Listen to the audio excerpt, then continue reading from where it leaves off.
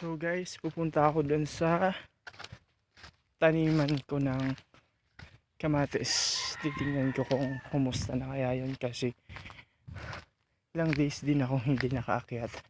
Although umaakyat ako dito for jogging kasi dito nakakapag-refresh ako. So hindi ko masyado naasikaso to. Si tatay yung meron naman kaming dito caretaker pero minsan wala din siya kasi a while busy. So ayan, nasa highway na ako. So ayan, paakyat ako dito kasi dun sa kabila yung namin taniman. Iba siya ng location.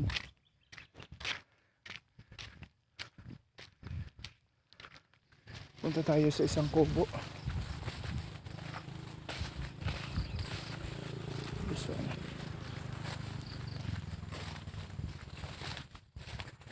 May kubo dito. So walang tao.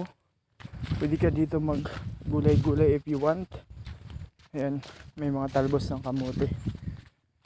So walang tao. So I think nandito na yata ako. Saan namin yung tinanim? This one.